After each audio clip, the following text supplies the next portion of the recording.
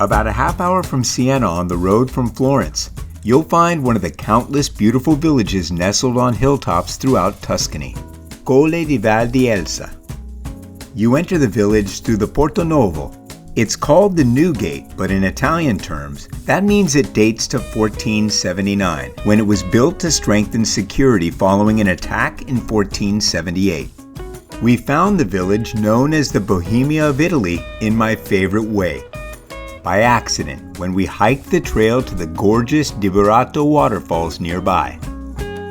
It's in the same municipality as the more famous San Gimignano, but as you can see, while it has much the same charms of its more famous neighbor, it lacks the streets packed with summer crowds. Our visit was in early August, the height of tourist season, and you could hear a pin drop in just about every corner we explored. And that's not a bad thing if you're like me and enjoy a less touristy vibe. The upper end of town allows cars, but once you reach the Via del Castello gate, it's only foot traffic. This is the ancient Castello area, filled with historic 16th century mansions and gorgeous views of the surrounding Tuscan countryside.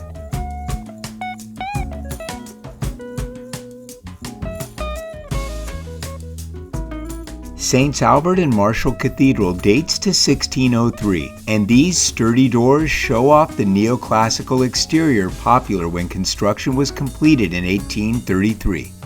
Inside, you'll discover much more of a Baroque influence, the style that was popular when construction began more than 200 years earlier. Centuries of passing time are reflected in these architectural styles, making this church interesting to explore.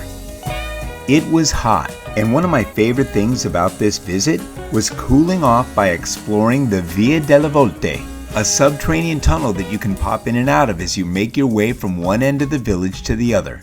Very cool.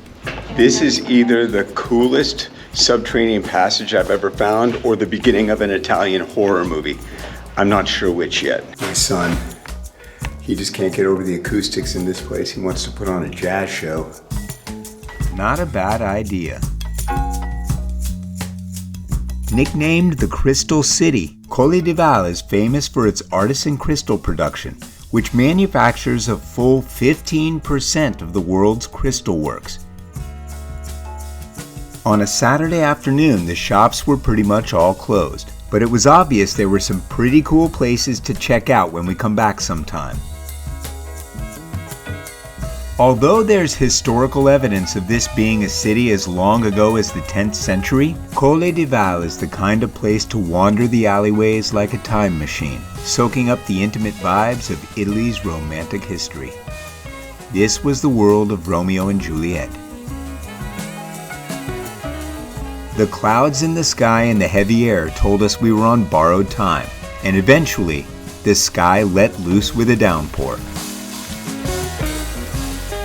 We took refuge at the Cafe Santa Caterina, ordered cappuccinos and desserts, and waited out the summer rain. Well, it's been threatening rain the whole time we've been here. You could just kind of feel it in the air, and finally, it broke. It's actually coming down pretty hard, but I'll tell you the best time to have a cloudburst is when you're within sprinting distance of a cafe to get yourself a nice cappuccino. It'll clear soon. I can see it, and if it doesn't... Eventually, we were able to make our way back to the car and back to Siena, happy we'd discovered another Tuscan gem.